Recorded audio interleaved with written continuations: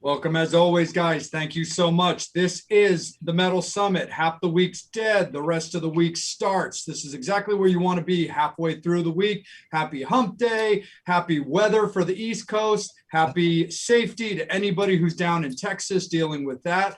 We are all about you guys. Thank you so much for joining us. As always, we're your island of misfit toys.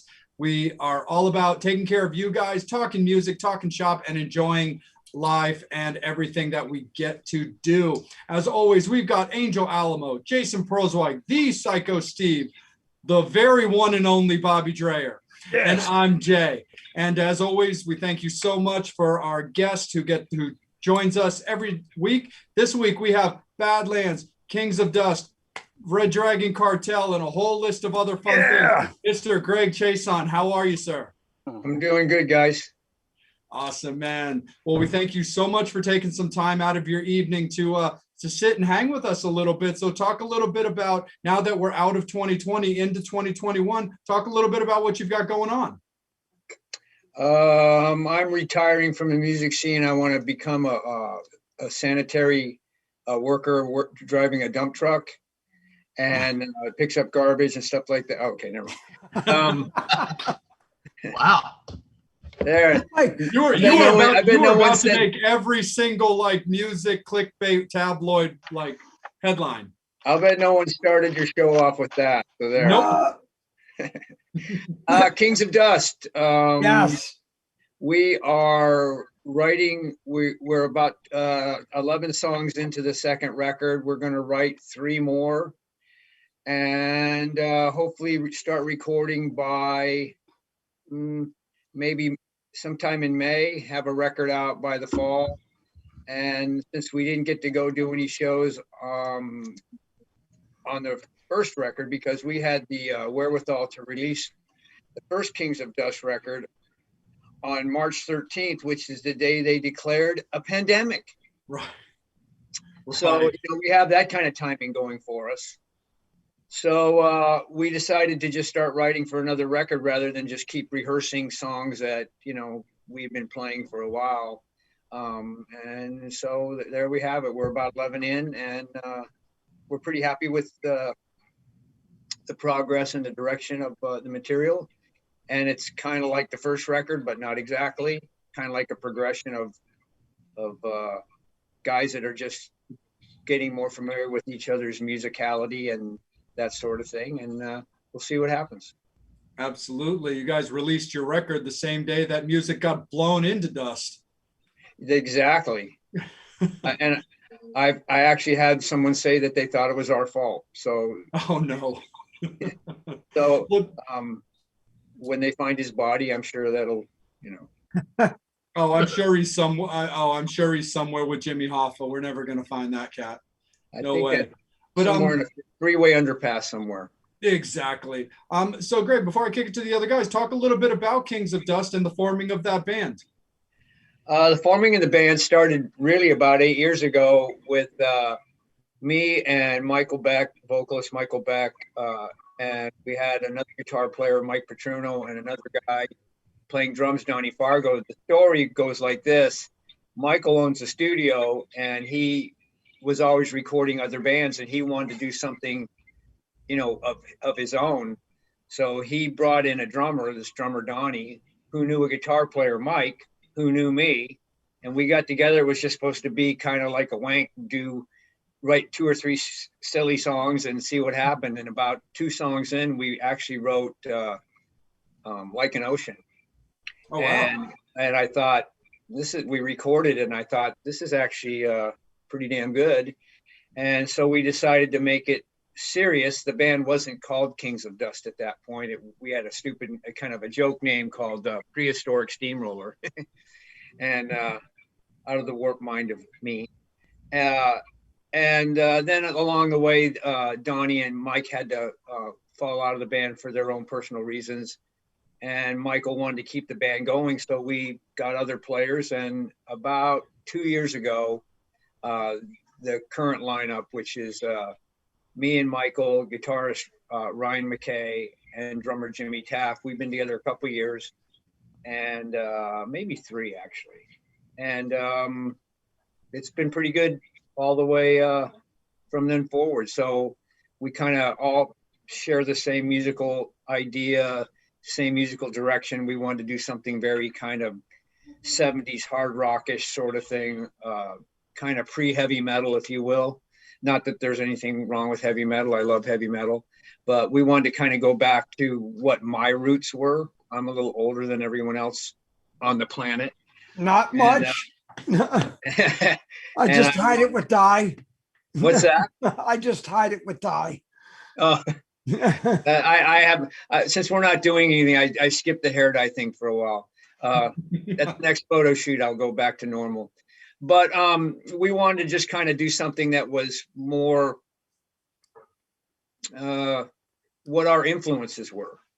And so with Kings, we kind of did what we wanted. And lo and behold, people seem to really like it. And they really kind of caught the 70s vibe of it. And we even have kind of a 70s sound of the record. It's a very analog sort of sound. So we're pretty happy with it. I'm happy with the band. Guys are all great players. We're all really good friends. And I think the future is as good as it can be in this musical climate. I don't know if and when there'll be any shows as far as national shows, tour, and all that kind of thing for 2021. Who knows? Things are still a little up in the air. But when things get cleared up, I'm sure we'll get out there some and see what's up. We just had offered to play in Nashville today. Wonderful. We're ready to go to Nashville, and so I would love to go do it. And I just want to, I want to get everything in order. So this next record will be when we Summer Name's back on. What's that? Summer Name is back on. So is it okay? I'm curious to see. I know they're saying it is, but I'm curious to see whether they actually allow it to happen, because I always go to Winter Nam. Yeah. Because I run a guitar store in Phoenix, and Bizarre Guitar and Drum for anyone that would care. What is it? It's Bizarre Guitar and Drum. It's in Phoenix, Arizona. It's very cool.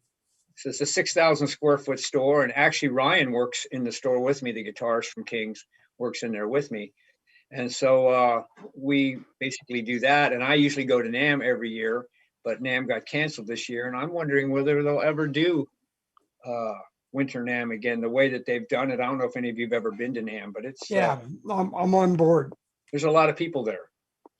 Oh yeah, for sure. Bobby, keep rolling with it. All right. So Greg, I'm going to go here. Being a huge Kiss fan, we have Matt Porter online. I do a Kiss show with him, the Kiss Room.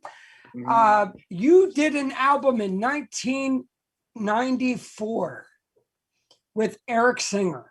Yep. And which is amazing, so I'm going to bring the Kiss group right in on that one. How did you hook up with Eric? Well, Eric was the original drummer in Badlands. Yeah. And then when he left, he and I stayed friends, and we would actually hang out some. He has, I think he still does. He had a 70 Oldsmobile 442, and then I had a 72 Challenger, so we would go to car shows together.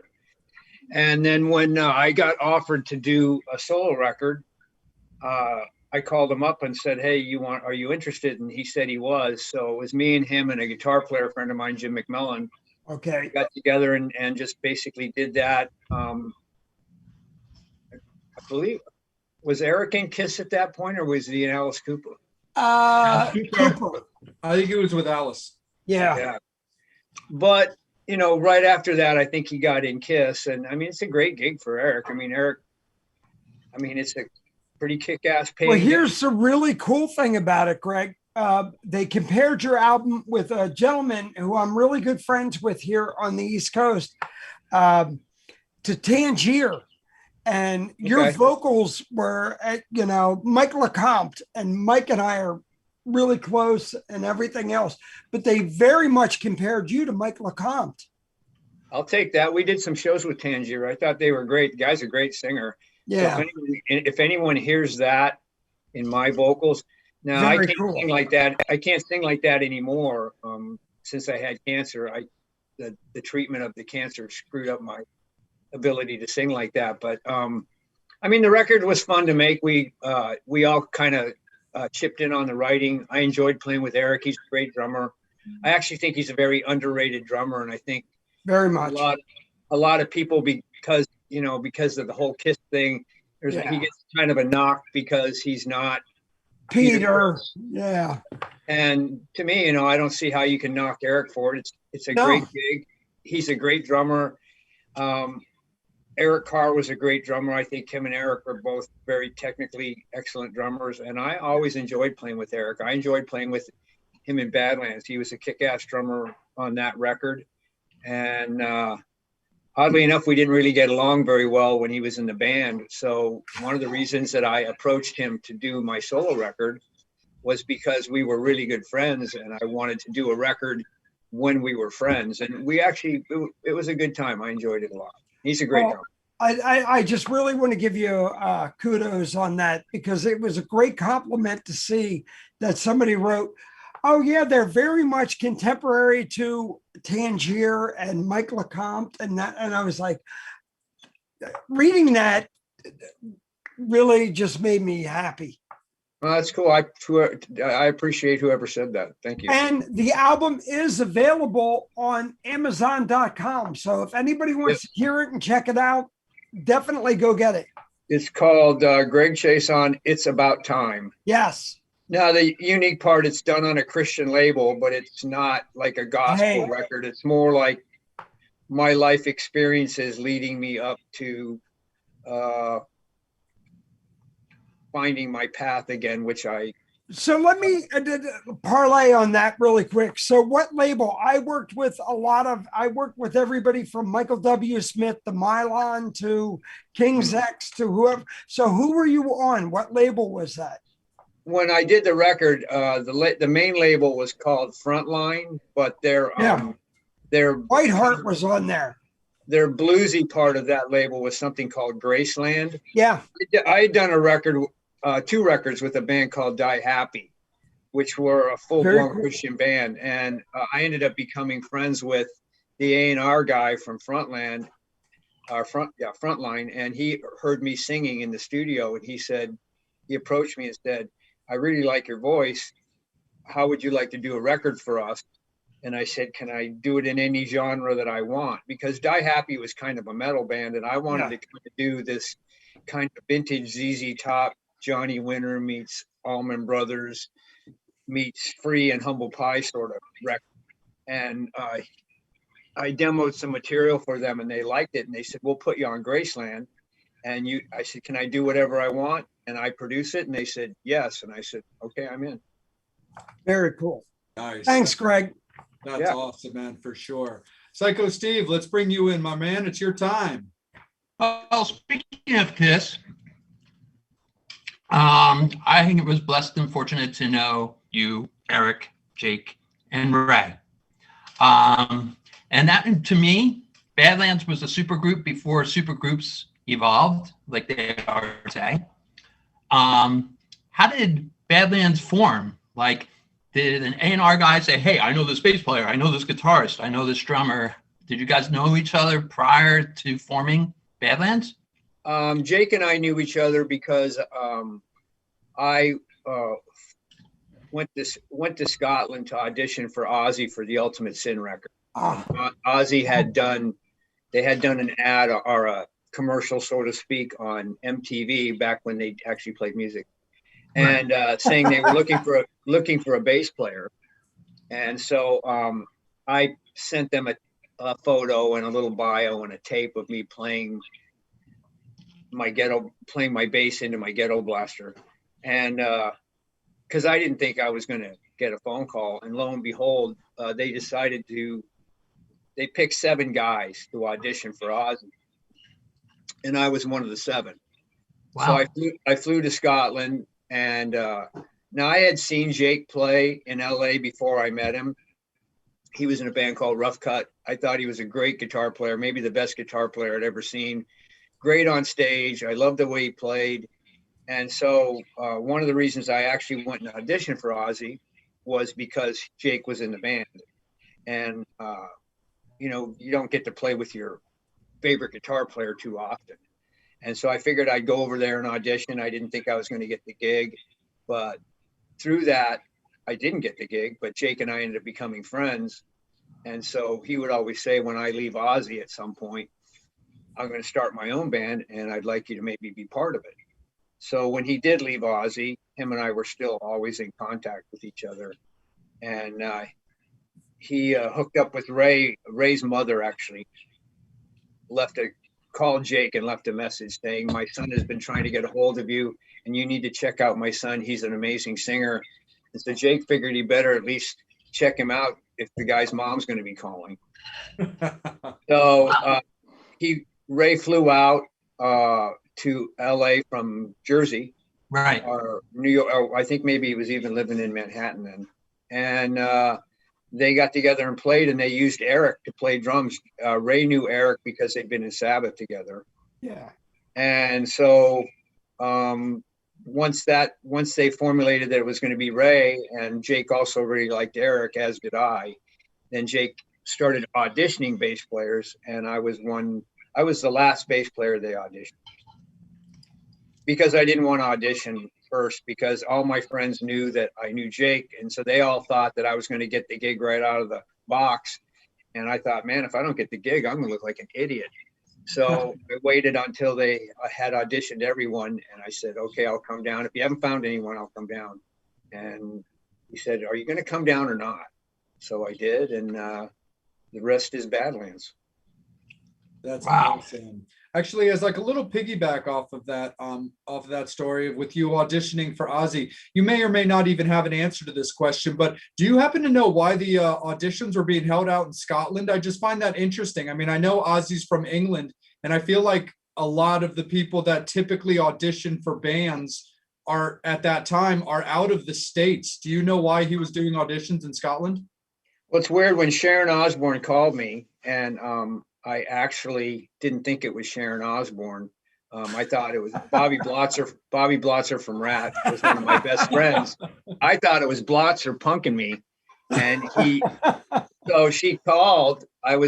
My girlfriend, now my wife, was there. She said, Sharon Osbourne is on the phone. And I get on the phone, and she's like, hey, Greg, it's Sharon Osbourne, and we really love your package, and we'd like to have you come on. And I said, screw you, Blotzer, and I hung up on her. But she called back. No, Greg, it really is Sharon Osbourne, and we'd really like to have you come down. Hey, this isn't funny, Blotzer, you prick. And I hung up on her again. And she called me back a third time, and she said, hey, look, this really is Sharon Osbourne, and if you hang up again, I'm not calling you back. And I went, oh shit. So I thought they were auditioning in LA. I lived in LA, and like when they had auditioned other people before, it had been in LA. And so when she said, I don't like flying, and I really wasn't that interested in having the Ozzy gig. I know that sounds really weird. That wasn't like a priority to me. And they said, it's not in LA. We're going to fly you to London. And I said, well, I don't like London. I'd never been to London, but I just was trying to kind of not go do the audition because I didn't think I'd get it anyway.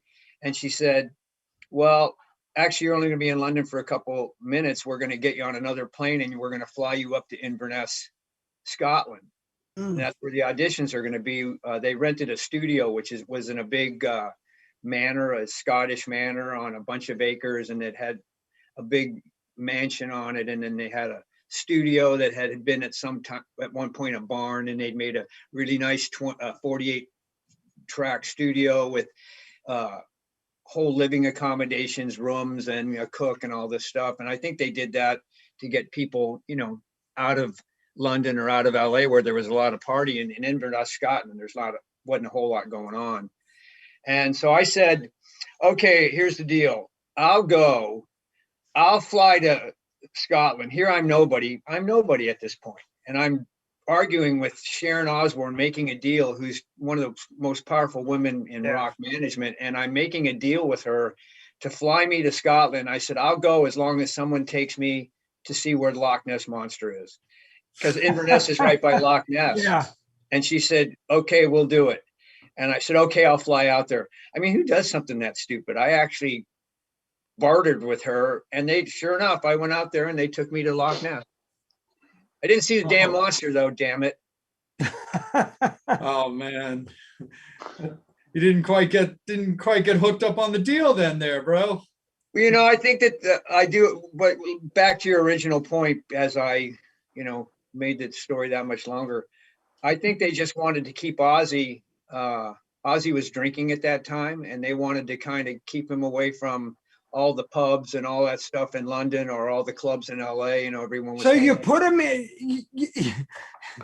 You put him in Scotland with all the, scotch and everything else. I'm going. Yeah, but I mean, we were in the middle of nowhere. I mean, we would drive.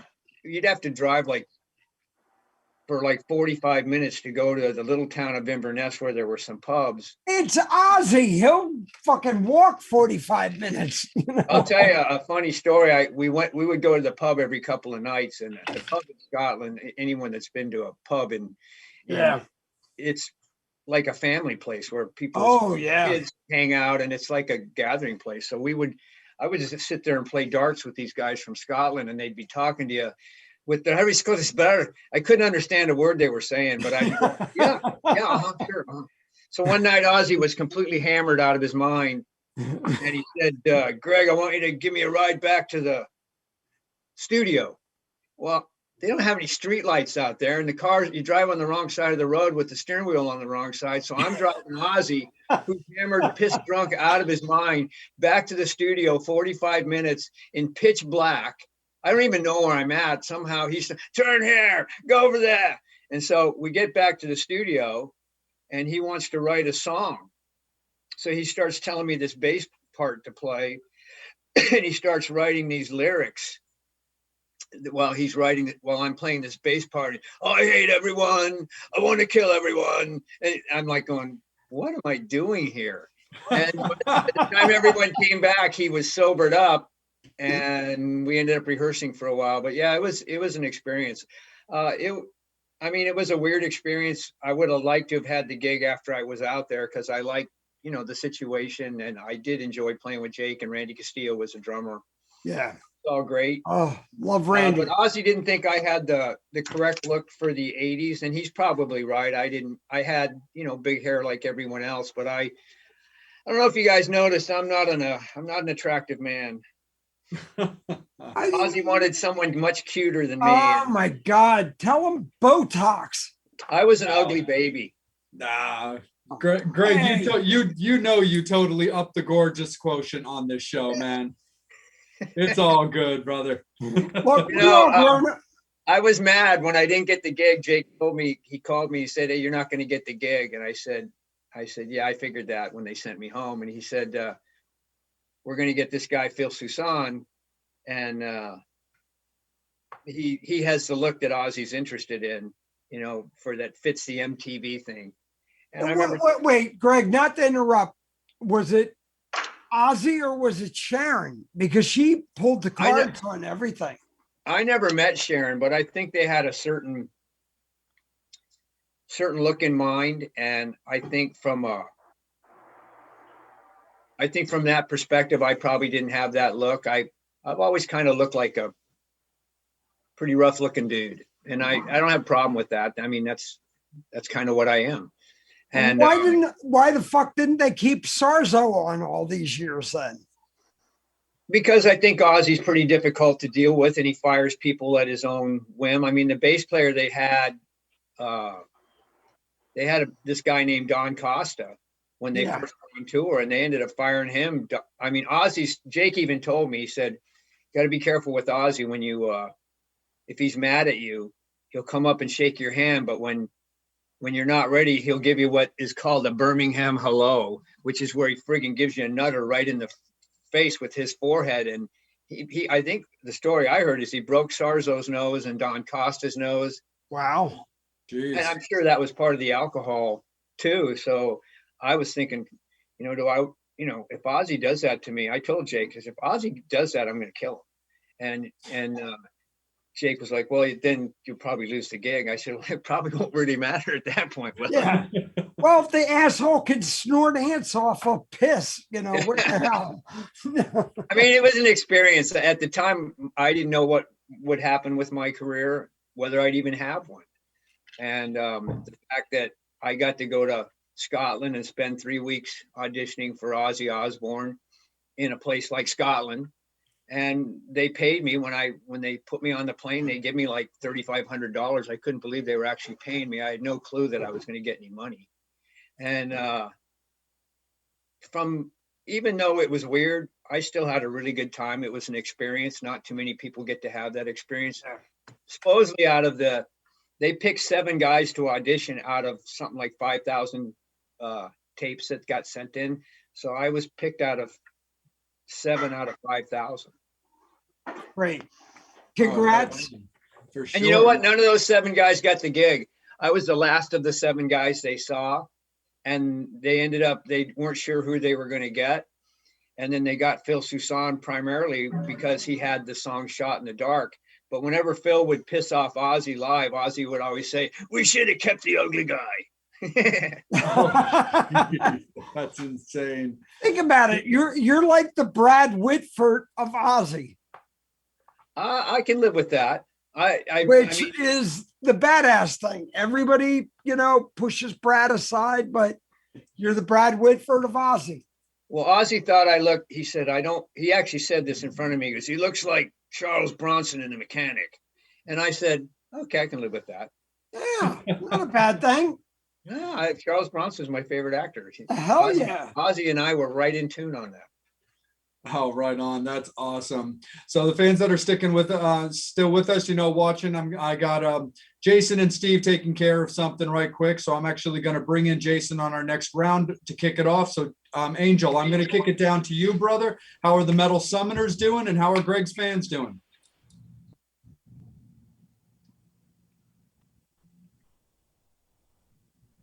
We're going to do sign language. Where'd he go? Hello. Hold on, no, I'm right here. I got nothing here. That was weird. All right. Okay, can you hear me? Yeah. Angel, can you hear me, dude? Yep. No, that All was right, weird. cool, man. Why do you have green hair, Angel? Because I'm the ugly one. You look like Sigmund and the Sea Monster. It's Gorilla I'm Glue. the ugly one of the bunch. Yeah. I'm the Loch Ness Monster. There you go. Well, go ahead there, Nessie. Take it away. Okay. You got a question from Kim Sullivan. She wants, you come from a musical family where 2 of your brothers are bass players. Did your parents get all of you bass guitars for Christmas? No, my parents weren't into the whole music thing at all. We were all kind of jocks. We were all athletes. And then when I got out of high school, some guys approached me to play. They said, "If you get a bass, you can be in our band." And they were a couple of years younger than me. So I'm like the first musician in my family, my immediate family. And then Kenny, my brother Kenny, who played in Kiel, is 10 years younger than me. Wow. He would always come and kind of help me move gear in just the party bands that I was in and this and that. So when he graduated high school, I gave him a bass. My parents were thrilled that I gave. They were not happy. And then Todd, I think Todd is 14 years younger than me. Todd always was kind of going to be a musician. He used to like to dress up like Kiss and put on fake Kiss concerts, with like cardboard guitars when he was real little. And so I think he was the one of us that probably would have ended up being a musician. But because our age difference is so great, by the time Todd became a musician, I didn't even live at home anymore. I didn't even live at home when Kenny was a musician. So it kind of just happened. I think Kenny became a bass player because of me. I think Todd was always slated to be a musician anyway. Nice. Matt Porter wants to know, you have worked with so many amazing guitarists. Do you have favorites that you've worked with? Well, Jake is my favorite guitar player on the planet, period. So I've always enjoyed, the times we played together, whether it was Badlands or Red Dragon Cartel. the guy that plays in Kings of Dust, Ryan McKay, is a great Yeah. guitar. I enjoyed playing with him. Over the course of my time, I played with a lot of other guys, whether it's Warren, DeMartini. Love Warren. I can't even think of all the guys I played with. But, I mean, there was a guy that played when I was in Steeler. Kurt James was a great guitar player. I actually jammed with Ingve one time, and he's a great player. He's an idiot, but he's a great player. So I've been lucky and blessed to be able to play with so many great players. But I would tell you, Jake, and then Ryan, the guy that I play with now. I really enjoy playing with Ryan, and great writer, great guitar player. Nice. And here's my question. Have you ever experimented with playing a 5, 6, or 8-string bass? 8-string I played. I've actually had them, and I enjoy an 8-string and even a 12-string, because basically that's basically a 4-string with 2 extra strings. As far as 5-string or 6-string, I'll tell you, I went to a bass store here in Phoenix, and I was playing a 4-string, and some guy said, "What, you can't play a 5-string or 6-string?" And I said, "Problem is, if I learn to play that, I'll actually figure out exactly what you can do on this thing, and I'm already pretty annoying on a 4-string. So if you're going to give me a couple more strings to do stuff with, I can probably do enough licks to make myself sick." So I'm pretty happy with the 4-string, and I don't really like the sound of a 5-string per se, but I could imagine I could do some pretty nutty stuff on a 6-string. Nice. Right on. That's awesome. Jason, I want to bring you in here, brother. Are you good to go, or do you want to take a second? I see you changed his shirt. Yeah. I didn't know this. I didn't know there was a dress code. I'm sorry. I didn't know what's the dress code. No collars allowed. It's tequila. That's the dress code. Tequila. Sorry, Jason. So yeah, I'll ask my question. Do you like this shirt or the other shirt? Well, I'm the gay guy. I got to be like the fashion coordinator on here. So Greg, if you were to be able to give yourself advice when you were younger, knowing what you know now, what would it be? From a musician point of view, or just in general? Just in general. Just in general, I mean, music is part of your life also, so feel free to include whatever. From you a musical feel. perspective, I tell you to do what you enjoy, and try not to fit into whatever is popular at the time or whatever mold anyone wants to put you in. Do the kind of music that you want to do, play the instrument of your choice in the style that you want to play. If you're a bass player and someone says you overplay too much, tell them to screw off. You do what you want. This is who you are. Develop your own identity and not be so worried about what other people want. Life in general, I mean, kind of following that same thing. One of my favorite sayings is, "I am what I am, and that's all that I am." I stole that from Popeye, by the way. And Yes. but that's, I don't really make any apologies for the kind of person that I am or the things that I've done. I just kind of spend most of my time trying to move the pile forward and trying to achieve whatever my particular goal is at the time. And if you can do that and look at yourself in the mirror at the end of the day, then you'll probably be satisfied with what it is you're doing. Very cool. Other thing, learn to use the left hand as much as the right hand, because never mind. Sorry. I'm ambidextrous. Oh, that's great. My father was That's a boxer, so I grew up along with most of my brothers. I have a big time boxing background, so I always joke around about make your left hand as good as your right hand. It comes in handy in a fight. So I taught my kid that helped. Oh, Wah, nice. wah, wah. Well, one of the things, Greg, that I wanted to ask you to talk a little bit about, because we're all like various, like most of us are musicians and stuff like that, and me and Bobby in particular are big like gear nerds and stuff like that. And you mentioned earlier, working at managing, Bizarre guitars and drums. Can you talk a little bit about just being involved in that? Like, are you like a gear guy? When it comes to like your spare time, did you just want to keep being around gear? I mean, the thing about Bizarre, I worked at it, the original owner, before he passed away, I'd worked for him for probably 11 years on and off. So I worked in the industry. But as far as being like the kind of person that's always looking for whatever the next pedal is or what's the craziest new amp, not that for me personally, that is not something that I'm really too interested in.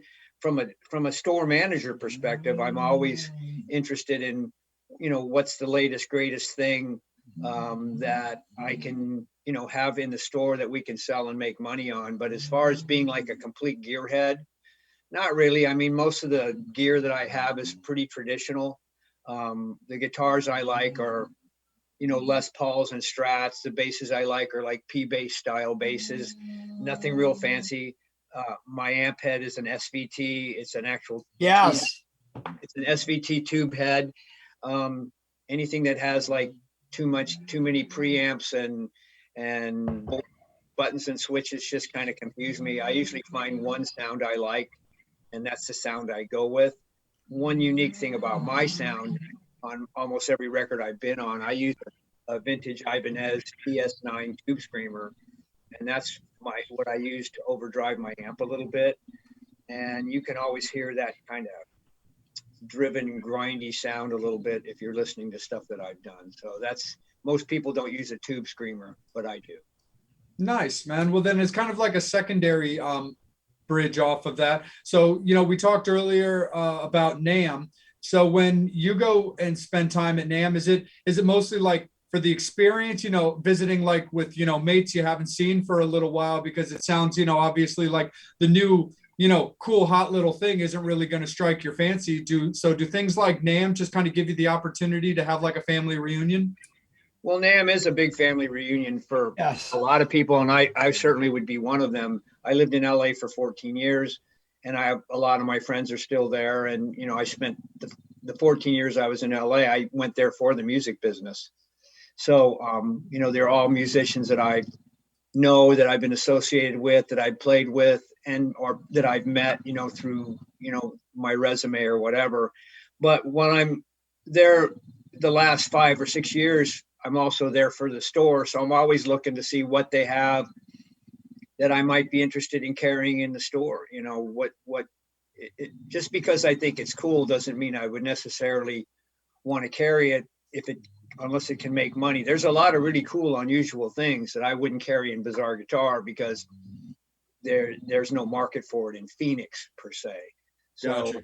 But I always kind of have my eye out from a store manager perspective of what I think we can sell. But I always enjoy NAMM. My wife always goes with me. I have a brother that lives in California.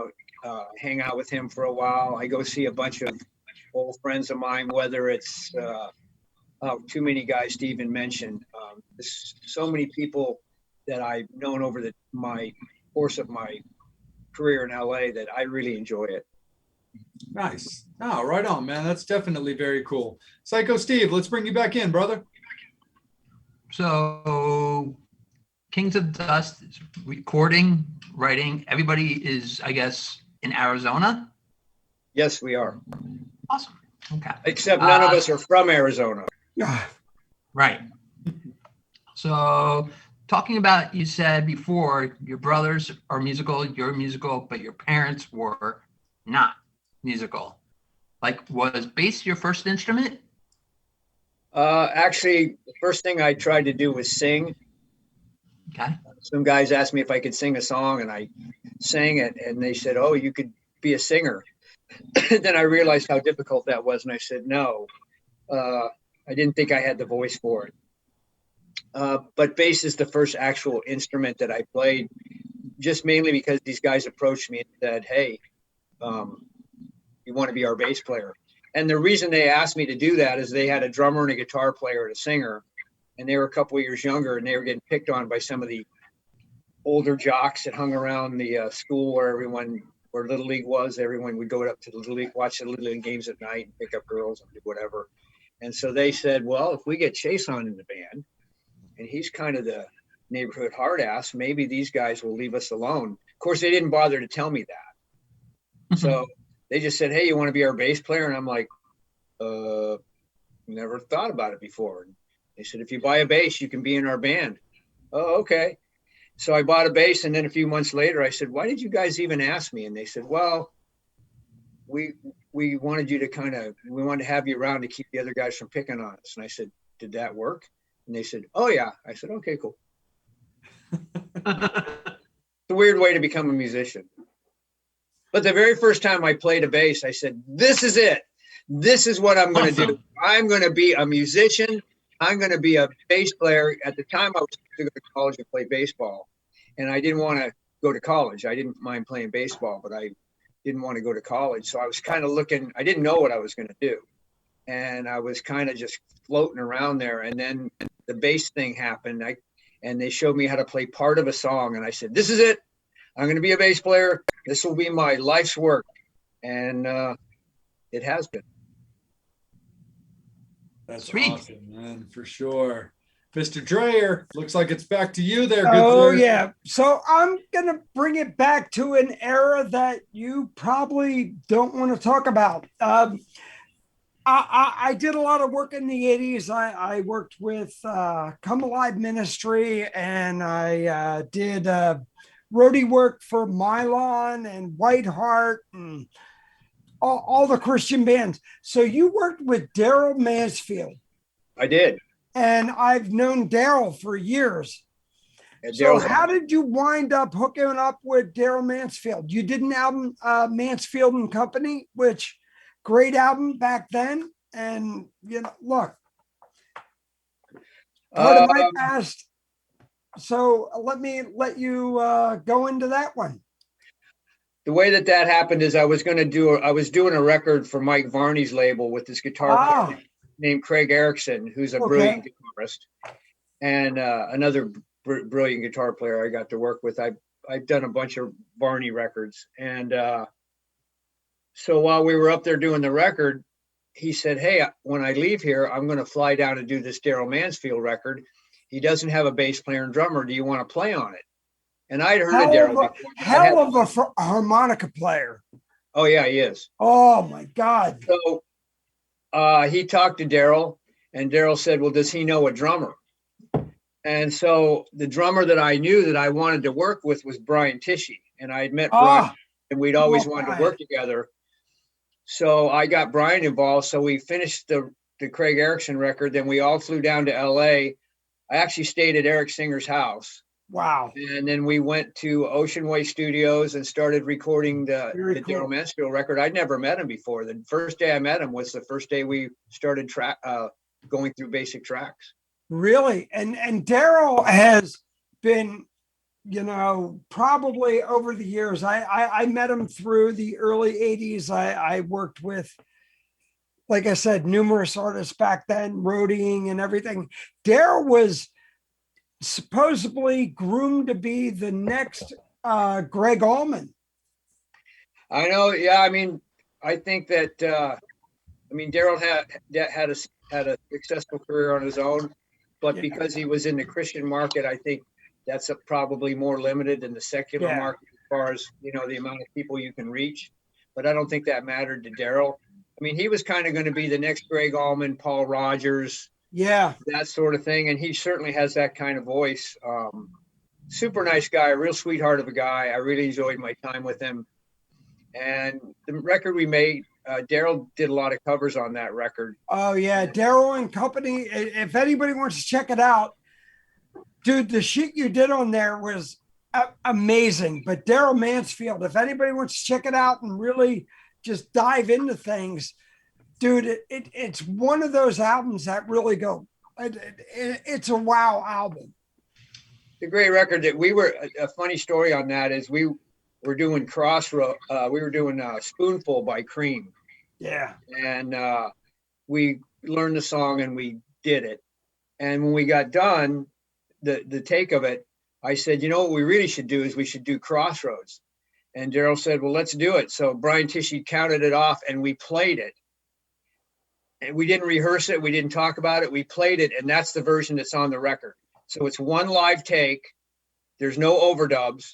And we didn't rehearse it. And we managed to pull it off in one take. And I got to channel Jack Bruce while I was doing it. So it was kind of cool. Well, here's another cool thing that you did. You worked with Pat Travers too. So how the hell did you wind up hooking with Travers and all that stuff?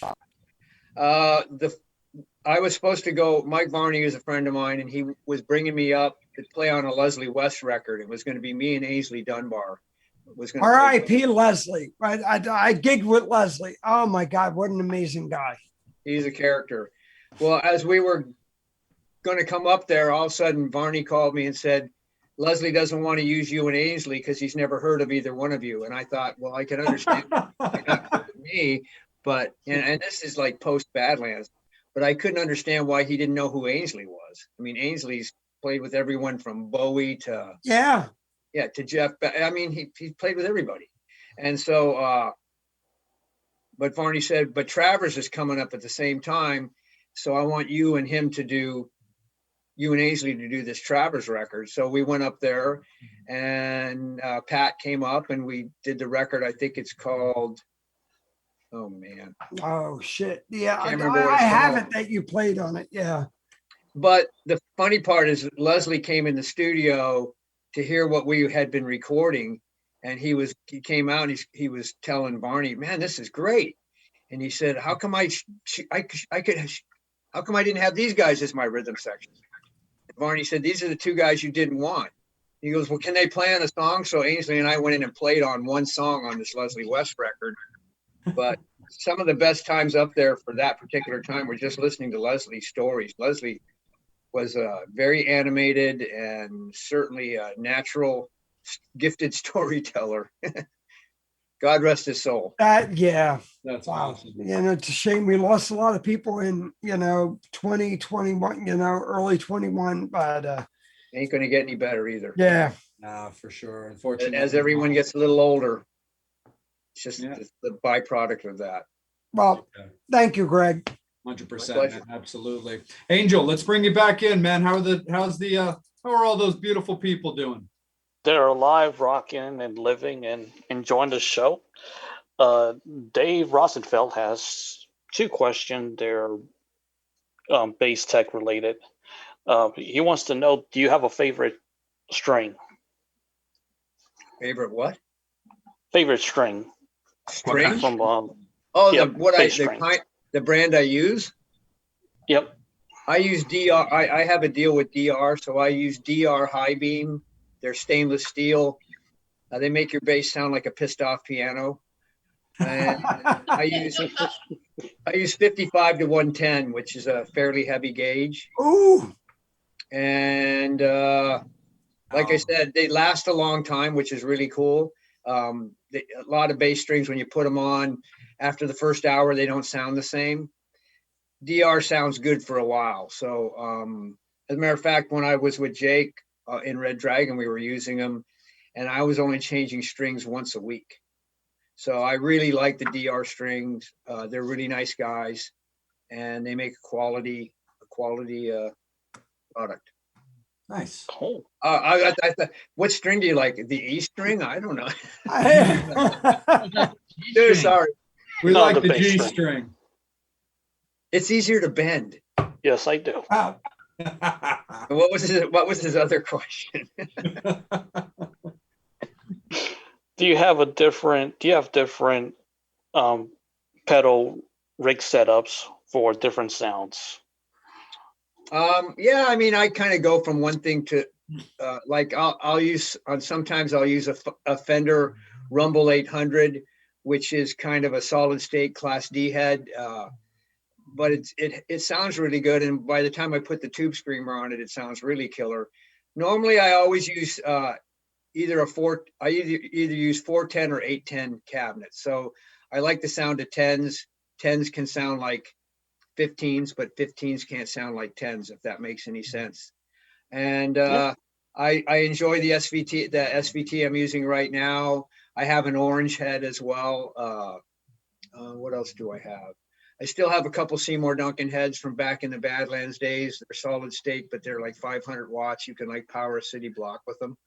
They're real cool as well. So, and then having the store, whatever comes in, if something comes in and I think it's interesting, I'll fiddle around with that for a while. I'll try that particular head, whether it's a Peavy head or a Phil Jones head or whatever. So I have the advantage of basically getting to try out everything that comes in there. And if I like it, I just kind of put it aside till I get sick of it and move on to the next thing. Well, another question is, did you have a big blues influence? Yeah, I mean, I started playing in the early 70s, so the whole blues rock thing, I mean, from a blues perspective, I'm more of a like Johnny Winter, Rory Gallagher, Duane Allman, Peter Green, so kind of the white British blues, American blues artists that kind of came after the black guys. Although I'm a huge fan of Freddie King and Albert King. There's Luther Allison. I really like Albert Collins. So I really enjoy that kind of music. But I really kind of like the blues rock part of it. Like I really like Johnny Winter when he was doing Johnny Winter and it was more of a blues rock sort of thing. Traditional straight blues, I think to me, for me personally, while I like it, I'll kind of get sick of it after a while and I'll be looking for something else. So like bands that influenced me would have been like Humble Pie, which was very blues influenced, or Free, which is very blues influenced, even Mountain. You know, even early Deep Purple is blues influenced in a certain way. So early ZZ Top, you know, the first 3 or 4 records, or early Grand Funk, which has kind of a bluesy R&B sort of vibe to it. So I'm really influenced by that sort of thing, that form of blues or blues rock, which I try to do some of that in Kings of Dust. Nice. Right on, man. That's super duper awesome. I know it's almost top of the hour, so you just want to take it back up to Jay so we can show some love to our sponsors. Yeah, no, absolutely. We always appreciate people that have joined us, worked with us, and continue to help us build. So we always want to thank Bradley Entertainment. We want to thank Brad, Angie, and Dawn for their continued support. We want to thank TMS alumni, Mark and Janet with Rock and Horror Apparel. They've got a bunch of actually new designs and clothes that they've just released and are also running a discount right now as well. So you should definitely go and check those guys out. So we really appreciate Mark and Janet for being involved in clothing members of the Metal Summit.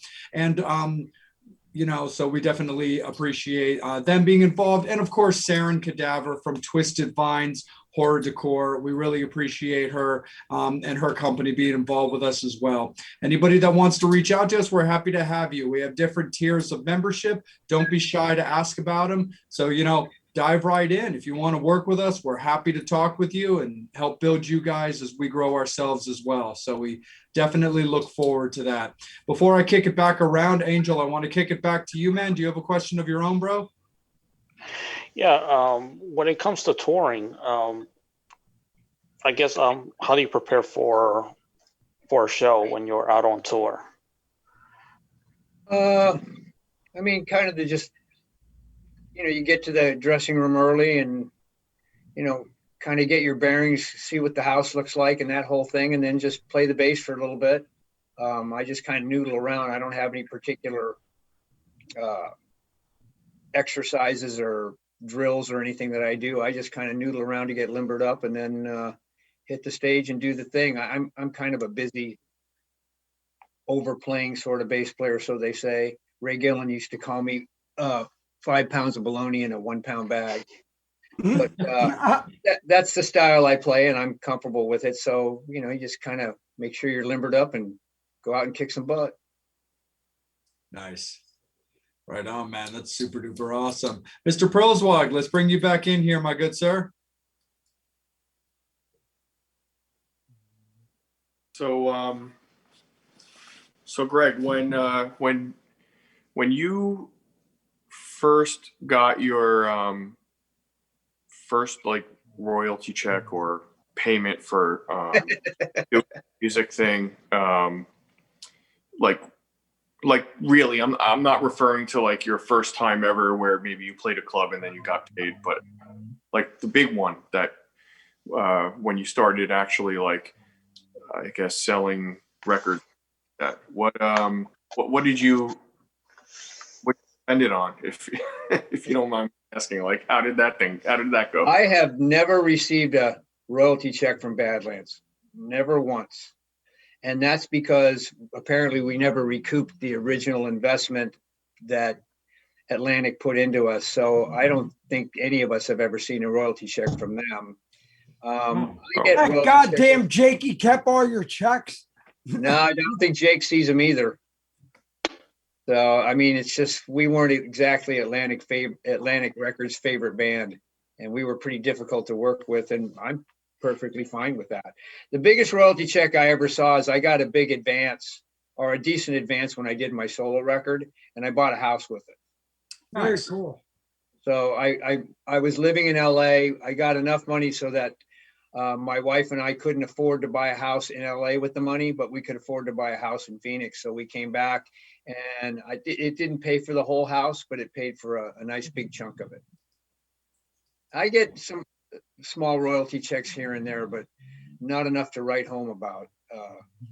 But as far as I'm concerned, it's like free money at that point anyway. So if it's stuff that I did 30 years ago, and all of a sudden I get a check for a couple $100, I'm like, oh, cool, let's go out to eat. Nice. Denny's. Woo!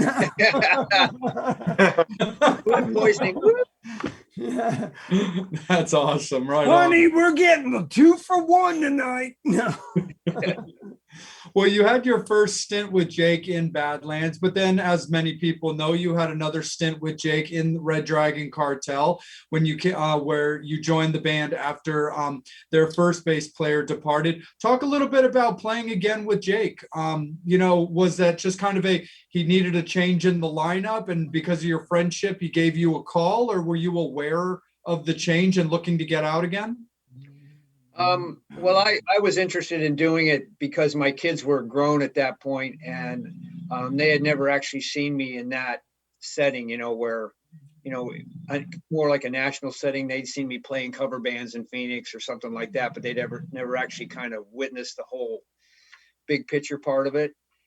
Jake and we've been friends the whole time since I met him, auditioning for Ozzy. So we were always in contact with each other. So when he was making the record, he used Ron, the original bass player, to make the record because he owned the studio. And part of the stipulation was we can use my studio if I play bass on it, even though he's not a bass player.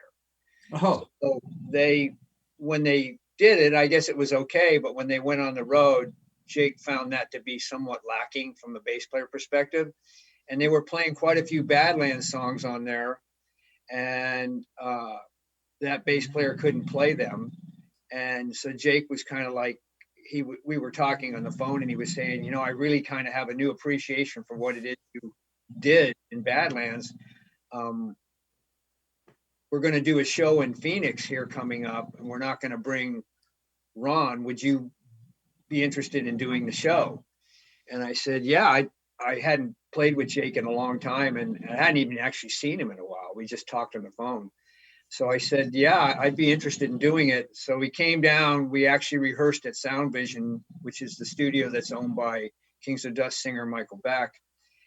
And we hadn't seen each other in I don't know how long, but at least 15 years. And he came in, we started playing, and we jammed, me and him and Jonas and Darren jammed on the same kind of riff, but it was going in all kinds of different directions for about 45 minutes. And it was like, and that's how Badlands worked. Jake would always come in with a couple riffs, and he would just play them, and we would all just jump in and play and just take it in whichever direction it was going to go. And when we get done this 45-minute kick-ass jam session, Jake looked at me and he said, that's what jamming. And he goes, that's what I call jamming. Yeah. And I was having a great time. It was like we had been playing together all that time. It wasn't like 15 or 20 years had went by. It had been like we had been playing together the whole time. And so I was immediately, my interest was even more piqued from that. I did the show. It was really cool. And he asked me after that, I want you to be in the band. I couldn't commit to it at that point. I had some other stuff I was committed to. This was in like April. And I said, call me in August if you're still not happy with what's going on. And if you still want a bass player in August, I'll do it. And he called me August 1st. And he goes, I still want you to do it. So I joined right there on the spot and went up to Vegas in like September. We rehearsed for a couple weeks and then went on tour in October, November and December, different legs of different tours. And I had a great time. I mean, I would have stayed in the band. I was having a great time, but in April of 2015, I was diagnosed with cancer. Oof. And at that point, I'd already quit Red Dragon Cartel because I knew I was sick. I had a feeling that I had cancer. I had cancer on my tongue, and I was having problems with my lymph nodes were swelling up. And so I did a little research on it, and it appeared that I had cancer, but I couldn't get it diagnosed right. Yeah. So I quit the band. I didn't tell them why. I just said, look, I got some other stuff I got to do. I can't go on this next tour because they had a big tour set up for like 5 months. And he was not happy that I quit because the deal was him and I were supposed to do this all the way till the end. And then a couple weeks later, when I finally was diagnosed with cancer, I called him up and said, hey, just so you know, I have stage 4 lung cancer. And at that time, they were saying they were giving me between 8 and 11 months to live. Oh, wow. Man. And I said, screw you guys. So I had surgery right away to have all my lymph nodes removed. And then that summer, I did 41 doses of radiation and 15 doses of chemo. And the thing about it is, if I had stayed in Red Dragon Cartel, which, by the way, I hated quitting. I would have still done Kings of Dust, but I love being in Red Dragon Cartel as well. And if I hadn't have quit and gotten it diagnosed correctly, I wouldn't have even bothered dealing with it until the tour was over in October. And by then I would have been dead by the spring. Wow, that's insane, man, for sure. But so on that same note, like, how are you feeling now? I've been cancer-free since my last cancer treatment was October 4th, 2015. I've been cancer-free since then. I have some residual, where they did a bunch of surgery here on my neck, and there's some issues with that. But overall, I'm around to bitch about it. And, I'm one of those kind of guys, the one door closes, the other one opens. The Red Dragon Cartel door kind of closed, and the Kings of Dust door kind of opened up much wider than it may have. And I got to make that record, which I'm really happy. Jake still does Red Dragon. I know him and Anthony are tight, and Anthony does a really good job. Darren's still a great singer. I don't know who the drummer is at this moment, but maybe someday Jake and I will play together again in something else.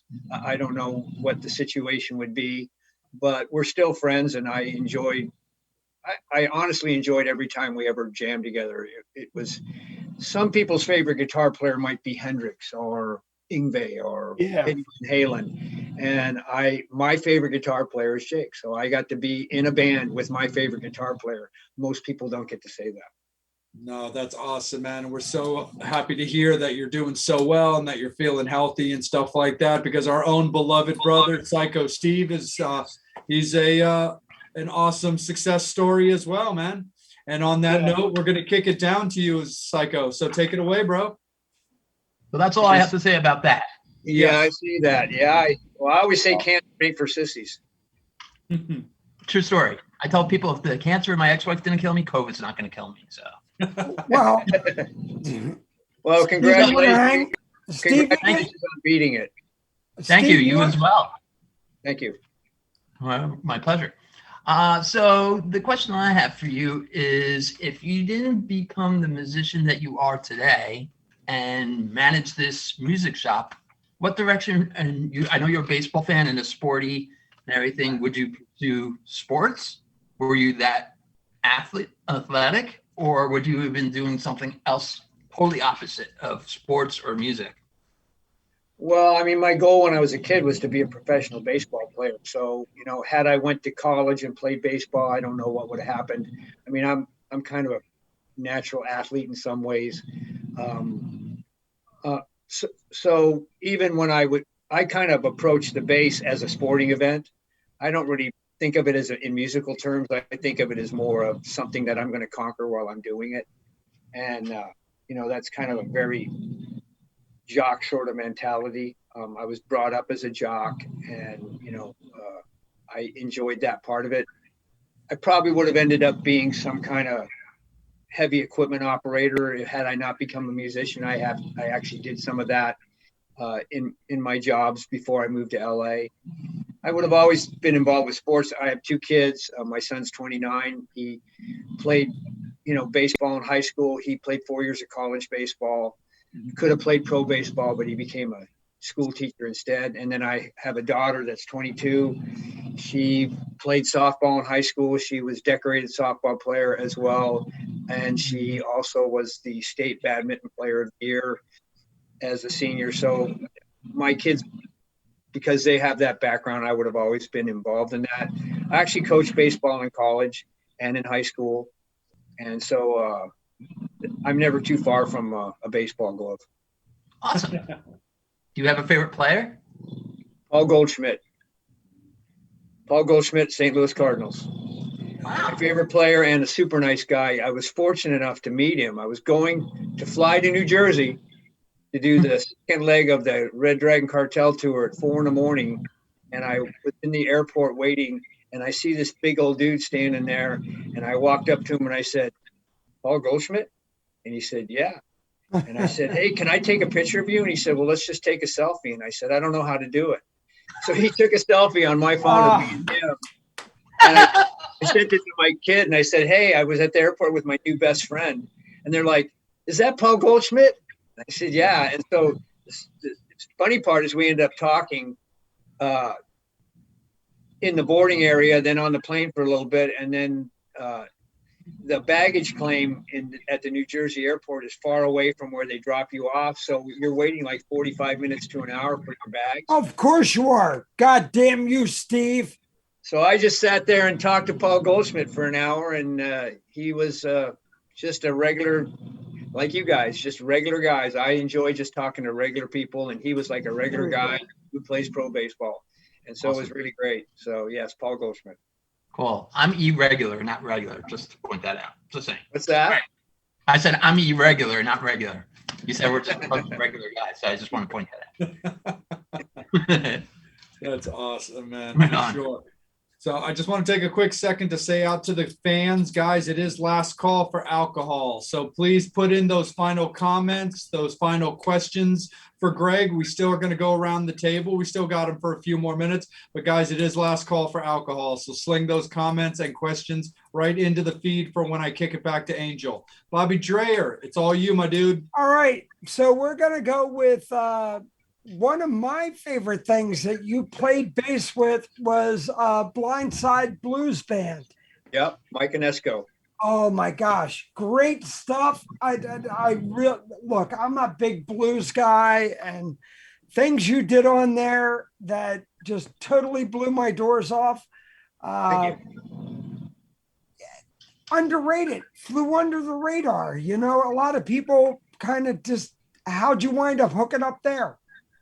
Mike Varney and I are friends, and when Badlands ended, he was doing a record with Mike Inesco, and they didn't have a rhythm section, so he wanted to use Jeff and I. So we flew up there and did the record. It's one of those. It's done real quick and dirty. You learn it one day, you record it the next day, and you go home the next day. But I did 3 records with them. I'm still. I enjoyed playing with them. Mike and I are still friends. Mike Inesco. The other guitar player, Scott Johnson, was a really good guitar player.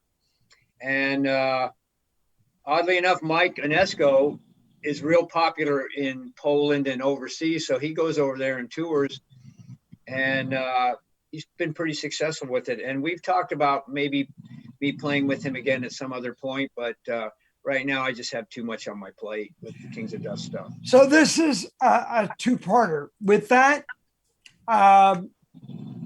we lost over the last year. We lost Neil Peart. You being from Toronto, how much of an impact was the Rush and of you being from that era? I'm sure this isn't going to make anyone too happy, but I'm not that big of a Rush fan.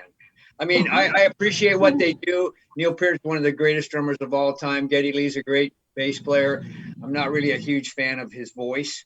Of course. But I certainly appreciate the musicality it takes to make that. And I'm not a real big prog guy to begin with. But my hat's off to those guys. I mean, I met Geddy Lee a couple times. He's a really nice guy. And it's just, if I was going to be given the choice between listening to Rush or Thin Lizzy, I'd probably be listening to Thin Lizzy. Okay. So you being from that area, I got to throw this one out. Honeymoon Suite.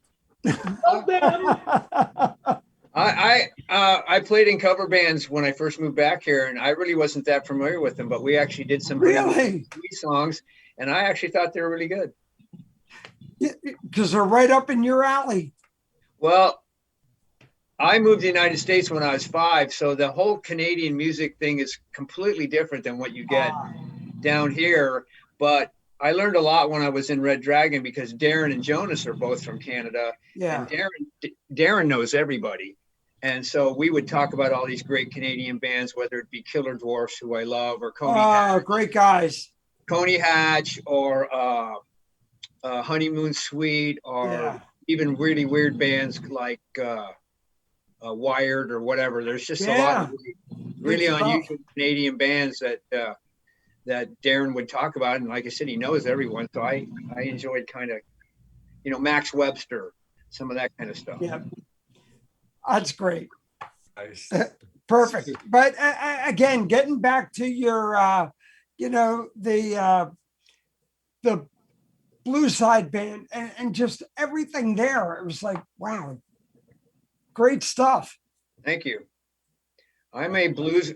I'm a 70s musical. Yes. I mean, all my favorite bass players are from the late 60s, whether it's John Entwistle or John Paul Jones or Jack Cassidy, to guys in the 70s that, whether it's Gary Thane from Uriah Heep or Roger Glover, and on and on, Jimmy Randall, who was in JoJo Gunn, or Rob Grange from Ted Nugent. That's where I learned, that's where I made my bones. That's where I learned how to play, from all those kind of guys. And Tim Bogert, who just passed away, one of my main influences, Felix Pappalardi from Mountain, Greg Ridley, Andy Frazier. So I made my bones on those guys, and that's the style I play. The style that they play is the style that I play. And in the 80s, no one wanted a bass player like that. They wanted the whole, kind of thump along on A and don't do anything too cute and just stand there and look good. Well, I couldn't stand there and look good, so I actually had to learn how to play the damn thing. That's awesome. Right. You didn't want to lick your bass like Rudy Sarzo? Yeah, I'm not into splinters. That's awesome. Right on. Cool. Hey, Jason, man, I want to bring you back in, my friend. It's all you. So if you would bring us through your process of writing music, how does that happen for you? I'm pretty weird. I don't write on the bass, and I don't really write on the guitar. On the oddball occasion, I'll be sitting around playing my bass, and I'll hit on a riff that actually, that's kind of cool, and I'll just make a quick recording of it on my phone. I'm also not the kind of person that writes because I have to write because it's cathartic. A lot of people write because it's a creative out. It's a release for them, and I don't write that way either. I don't feel any need to write.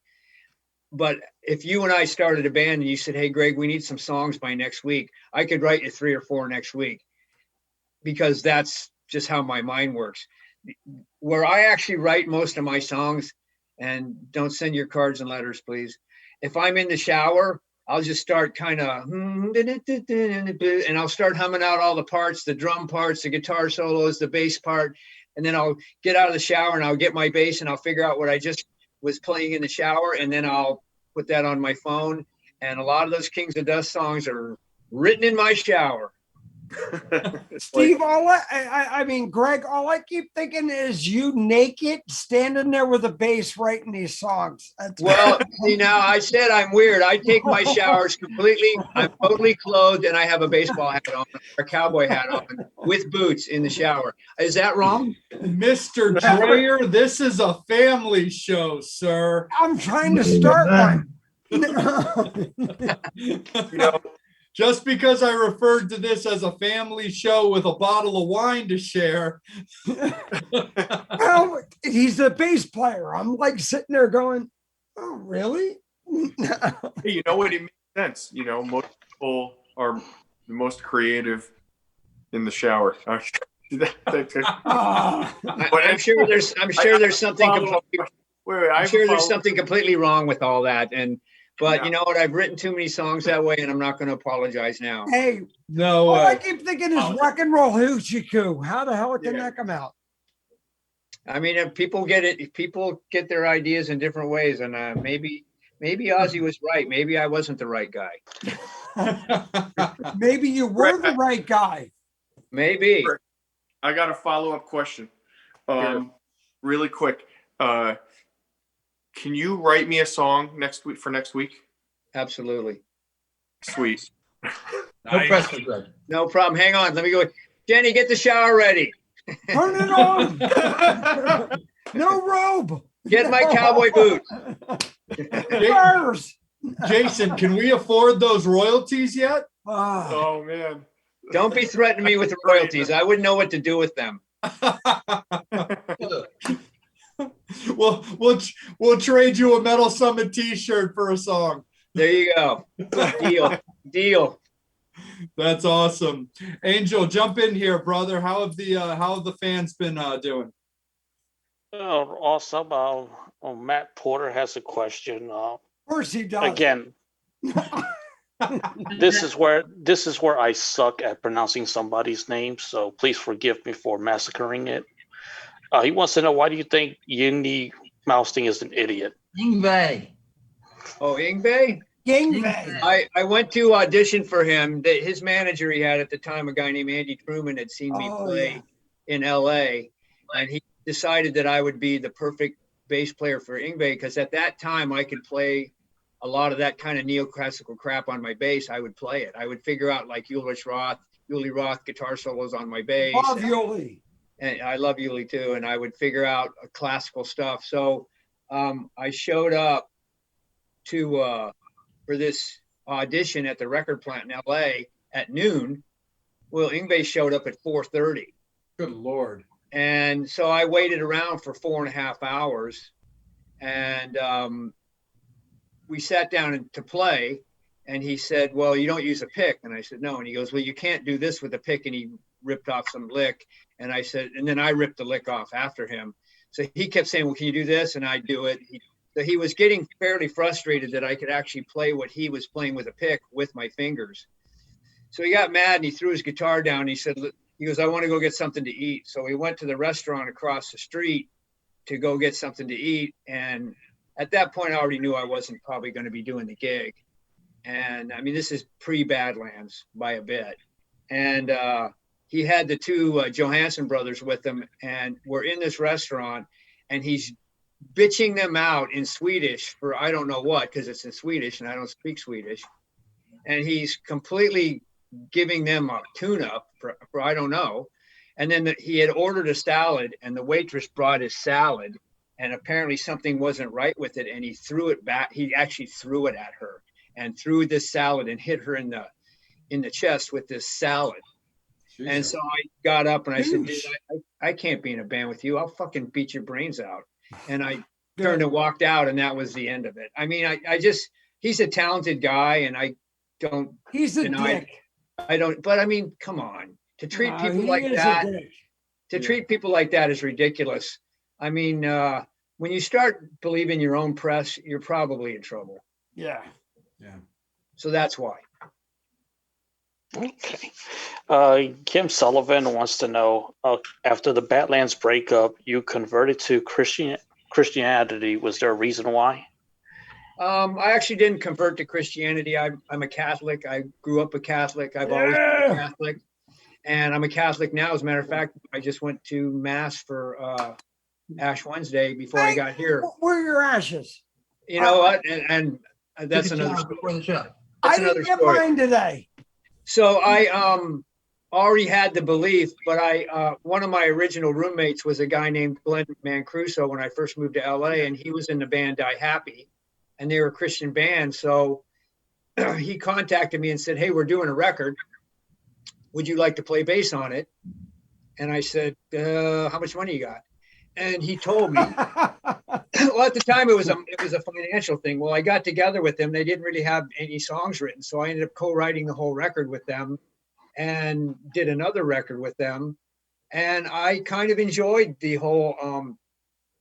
They were all born again Christians, or however they non-denominational Christian people, and I kind of enjoyed that environment at the time. I thought it was cool. It was something that kind of helped bring me back towards my own spirituality. Even though I've always been a Catholic, I'm like every other person on the planet. I have a hard time following my faith as much as I should. So it was a good thing at the time. I did probably, I don't know, half a dozen Christian records. My own record was a Christian record. I make no apologies for it. It was it was a great thing at the time, and I still, have my beliefs to this day. And if someone said, "Hey, let's do a Christian record," if it made sense to me from a musical perspective, I'd have no problem doing it. So I'm going to interject right here real quick. So I had a good friend of mine, Jim Hine from the area. He played with Glenn Kaiser, who was in Res Band. And yeah, I know Glenn. And I'm good friends with Glenn out in Chicago. But you playing with Daryl Mansfield and everything. Pinnock, Doug, who I'm really good friends with, and came out of that, had a hard time. How do you separate your music from your faith? I don't. No? No, I mean, it's all part of who I am. And hey, listen, man, I can swear with the best of them. I can string them together and make them up as I go along, and make a longshoreman blush. All right. So I don't always do a good job of being who I should be. But I mean, I have an extreme amount of honesty. So, I mean, I have a kind of a high ethical and moral good of what I want to be. I mean, I'm not saying this the way that I want to say it. I'm sorry. I know what you're saying. And so I have a certain thing for myself that I try to live up to. I don't do it every day, and I don't ever do it every day. I never have a day where I go, okay, I did what I wanted to do today. But you were you is what you're trying to say. Well, and the thing about being Christian or Catholic or whatever whatever your denomination is, whether it's Buddhist or Muslim or whatever it is you are, if you just try to be the best person that you can be, and if you succeeded at part of that, then that's the best you can do. And on the days you fail, the beauty of being a follower of Christ is that you can fail every day, and he still loves you, and you can still be a follower. I don't mean to get all religious on your. No, you're not, man. It is who I am. I don't discuss it a whole bunch, but that's what kind of keeps me going. I'll tell you a quick. When I got cancer, I was a pretty violent, mean-tempered son of a bitch, and you didn't want to mess with me. And when I got cancer, I told my wife, I said, I got one fight left in me, and I'm going to beat cancer so I can be here for longer than this 8 or 10 months. And I asked God to give me this time, and I would try to be a better person, and I would try to follow my faith, because I kind of, even though I still believed in it, I wasn't very involved in it. And I beat cancer over 5 years ago. And so I live up to my deal. My deal was I'll try to be a better person. That doesn't mean I do it every day. I just try every day. Look, and Greg, that's what we really want to bring out here. Our show is about trying to incorporate family and everything, and we love that. We like bringing positivity to everything. Thank you. So thank you so much. Appreciate it. Absolutely, for sure. Angel, keep rolling, my good dude. Cool. Todd wants to know, besides the right hand technique, what's the process to find your bass tone? Is it certain bass, certain amp? I think that for most musicians, and you guys are musicians too, I mean, it doesn't matter what instrument I pick up, and it still sounds like me. I mean, it's your tone is in your hands after a while, especially if you've been playing. I've been playing 50 years. You've been playing that long, you have a general idea of what it is you're trying to do, the player that you are. And so, you know, whether I'm playing a Fender style bass or whatever amp, it could be a solid state amp, it could be a little tiny amp, I still sound like me. And I think that regardless of who the player is, even guys that are, you know, way up on the food chain, I'm pretty sure that John Entwistle always sounded like John Entwistle, and I'm pretty sure Tim Bogert sounded like Tim Bogert no matter what he played. So I just think it's a matter of the technique that you present to the instrument helps kind of develop the sound that you give. For me, I use a lot of vibrato. I play the bass vibrato on, it's almost like guitar, and a lot of weird harmonic crap. And I think part of that, all that kind of wrapped into one, makes whatever technique it is that and tone that you're heard of. Now the tube screamer doesn't help. I mean, doesn't hurt. The tube using the tube screamer doesn't hurt at all. But that would be the one distinguishing thing of my tone, is I kind of have that kind of real grindy, slightly overdriven Mel Shocker from Grand Funk sort of tone. Yeah. And I enjoy that tone. Again, the really pissed off piano tone.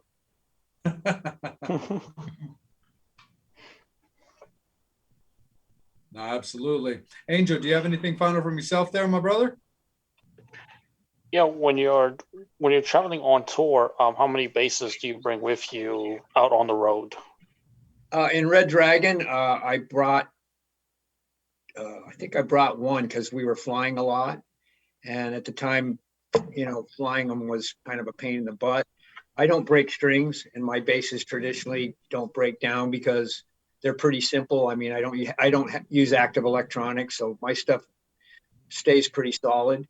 When I was in Badlands, I had probably 6 on the road, but I would usually just play 1 or 2. The other ones were there. I don't even know why they were there. I think they were there because I had a case that held 6. If Kings of Dust went on the road, ideally I'd like to bring 2.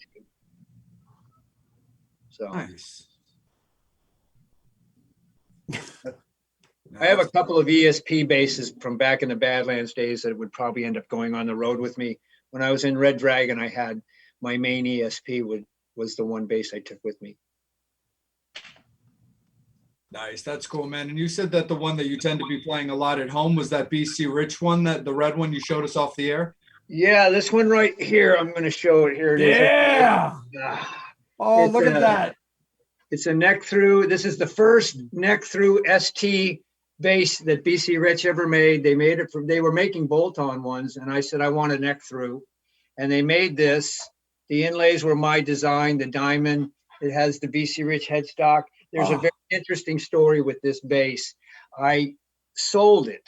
Oh, by the way, it's all maple. It's got a Sweet. Yeah, so it's got a flame maple, quilted maple sides, and then it's glued on to the other maple part in the middle here that you can kind of see. It's got 2 Seymour Duncan pickups in it that Seymour wound specially for me, so they're super hot and they're very cool. But here's the story on that bass. I sold it, and a friend of mine, I want to say James Bird, and I hope I'm getting this right, bought it. And he said, hey, did this used to belong to you? He's a guy that lives in Texas. And I said, yeah, it did. And he said, do you want to buy it back? And I said, yeah, I don't really have the money to buy it. So he actually was going from Texas to LA for some kind of cruise. And he stopped by Bizarre Guitar with the bass, and he gave it to me. Nice. He said, he goes, I brought the bass. And I said, dude, I can't afford the bass right now. And he said, I'm giving it to you. It's your bass. You need to have this. And so he gave it to me. And so I thought, wow, who does that? And so that's kind of like my, if I could only keep one, that would be the one, because it's, who gives you a bass? So I thought that was a pretty cool thing. And God, if I'm saying his name wrong, I should have my ass kicked. But I'm kind of drawing a blank, but I think it's James Bird was his name, or Byrne. Yeah, that's it. Byrne, Byrn, or B. How do you spell that? QLD. Never mind. So yes, he gave me the bass, so I keep it. That's the one I just noodle around with on the couch. Although I would do a show with it. If Kings of Dust, when we play live, I'll use this bass. Nice. That's super duper awesome, man, for sure. Angel, is there anything final from the fans, brother? Just want to make sure. Nope, that was it. Cool, man. Absolutely, for sure. I just got one more quick thing for you, Greg, just for myself, just because, I mean, I've always loved Badlands. So when we spoke off the air about when I got to see you play with Red Dragon Cartel, that was very exciting for me because I love watching the two of you and Jake interacting on stage. Well, can you just talk a little bit about when Badlands did wrap up? What kind of attributed to that? Was it kind of the bubble popping from like the end of the 80s into the 90s? Was it a record label thing? I'm just kind of curious on what you have to say about that. It was a whole bunch of things. I mean, we were with the wrong label. Atlantic never really knew what to do with us. Skid Row came out the same time as we did, and they were definitely, and they got more attention than we did, and probably they should. They wrote material that was more suited for what Atlantic was looking for. We kind of just did whatever it is we did. So there was that. The fact that we had no money at that point, and things were, we were kind of struggling to keep it afloat. There were some difficulties internally in the band. Ray was kind of going in one direction, and Jake and I were still kind of going in the direction that we originally were going on in when the band got together. So there was like a whole number of issues going on at that point. And it was just kind of like, I read a thing where Jake said he was heartbroken when the band ended, and actually so was I. I for a while I was kind of lost when the band broke up. One of the reasons I started playing on other people's records is because I didn't know what to do. I had no clue. Okay, I've been in this band for 5 years. It's the best band I was ever in. Now what do I do? I didn't really want to play with anybody else. I wasn't looking forward to going on tour with anybody else, although I was offered some opportunities to join other bands. I was kind of in a haze, and I think, maybe Jake was as well.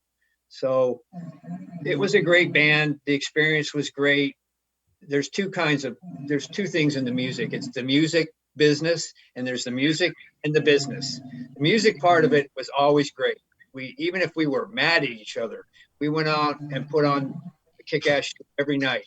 The music business part of it, the business part of it sucks, because everyone's always trying to figure out how to steal what money you have. People that you supposedly trust, that work for you, that are supposed to be like in your corner, and you find out their only corner they're really in is their corner, and their corner has all the fucking money in it that at one point was supposed to be your money.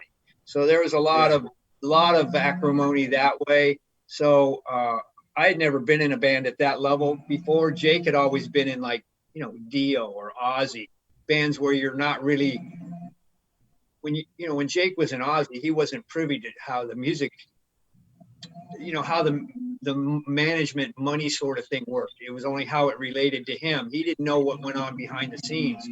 All of a sudden we're in Badlands and it's our band and we're in charge of it.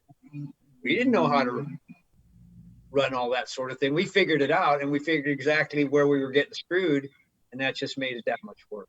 But from a musical perspective, Ray's the best singer I ever heard. My favorite singer, I got to play with my favorite singer too. Again, you know what I think of Jake.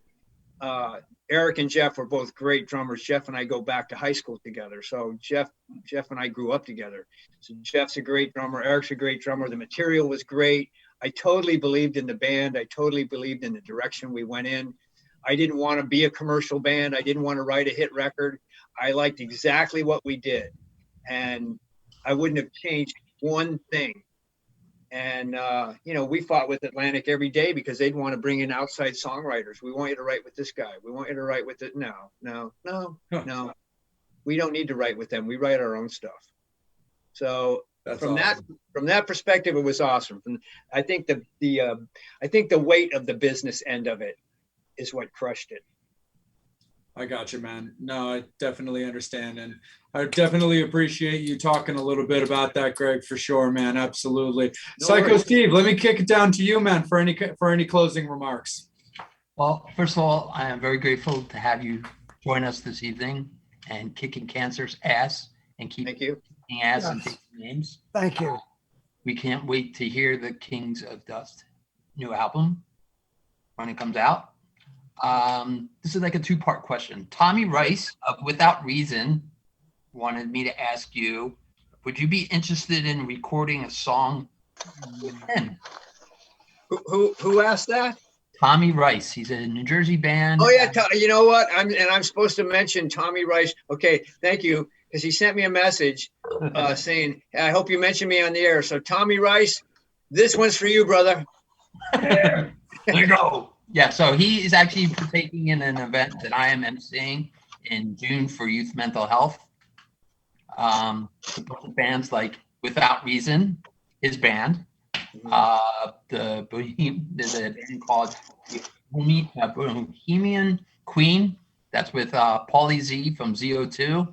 He also sang in for a little bit. Yeah. Dokken, Winger, George Lynch's band, Warrant, Jack Russell's Great White, Lita Ford, and a ton of other bands, an Eric Martin band. But my question is, if there's been rumors about there was another Badlands album that was never released, that wrote and recorded, and it was just never seen the light of day. Do you own the tracks, and can you release it? Well, Badlands, the name belongs to Jake, and so I couldn't do it. I mean, there's not a third record. What there is we did demos for our first record, and so there's probably 30, maybe not that many, 20 to 25 unreleased tracks.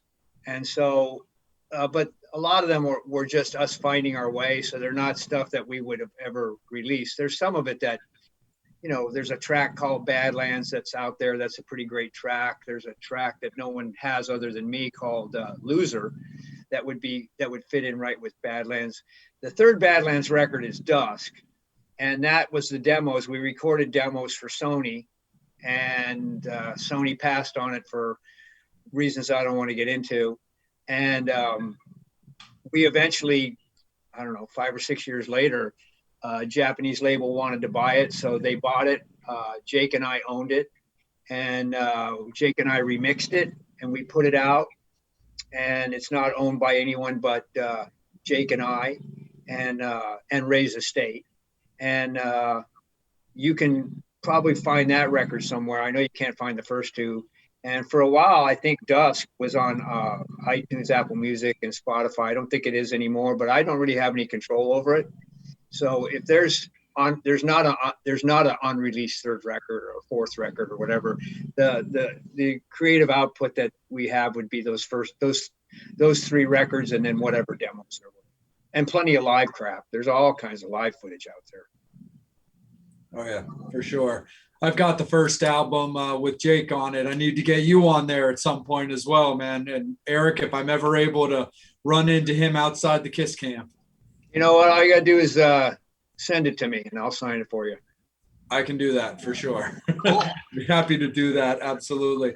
Well, Greg, man, we really got to thank you for spending some time with us tonight, man. This was really, really cool, really, really fun. And it's always very important to us that you had a good time, that you enjoyed your time, you liked the questions that were asked, and that you felt respected. Oh, totally. I mean, I always have a good time doing this. I have kind of the wall sense of humor, so I probably fit right in with you guys. Absolutely. Well, we're happy to have you at any time. I do want to take a second to wish a happy birthday to Jackie Franciscane. I'm sure I'm butchering your last name, dear. I'm very sorry about that. But Jackie, happy birthday. Her birthday's tomorrow. And we really appreciate you spending your pre-birthday here on the Metal Summit and with Greg. So happy birthday. Happy birthday, Jackie. There you go. Thank you so much. But thanks again, Greg, for spending your evening with us. We really appreciate it. And real quick, anybody that's looking for you, where can they find you? I have a Facebook page. You can find me on there. If you're interested in Kings of Dust, we have a Facebook page as well. We're on Apple Music and iTunes. And if you want to buy a disc, I think it's KOD.band. We have some merch on there as well that we had been getting ready for our tour that never happened. So if anyone's interested, send me a Facebook request and maybe send me a message saying, hey, I heard you on the show, blah, blah, blah. You're full of shit. Would you like to be my friend? Then I'll say, oh, okay, yeah, another fan. Yeah, I mean, so I'm pretty accessible. And if you're in Phoenix, stop by Bizarre Guitar and Drum and check it out. Absolutely, man. That definitely sounds great. Well, thanks again so much for spending your evening again with us. We really appreciate it. For all the fans, thank you guys so much. All the Greg's fans, the Badland fans, the Kings of Dust fans, of course, the Metal Summoners. We love you guys so much. Don't forget to hit all of our socials as well. You know, hit us up on YouTube where all of these interviews go to be accessed at any time. Make sure you're liking and subscribing to the YouTube page. Like and follow us on Facebook, on Twitter, on Instagram, on Twitch. The Metal Summit across the board. We can be found just with those 3 words. So we appreciate all of you fans for everything that you do for us every week. 52 episodes down, Metal Summoners. That means 1 year in the books as of tonight with Greg. So we appreciate you guys so much for this fantastic first year. New guest announcement coming out on Friday as always. It's going to be a fun one as always. And then the anniversary show coming up in 2 weeks, but you guys don't get to know about that till after next week's awesome episode. So sit tight, get ready, get excited. So much fun stuff coming up on the ways. But again, for the Metal Summit, for Bobby Dreyer, for Jason Perlsweig, for Angel Alamo, for the one and only Psycho Steve, but for again, Mr. Greg Chaisson, I'm Jay. Thank you guys all so much. We'll see you guys next week. As always, this has been the Metal Summit. Take care of your hair. Thanks, guys.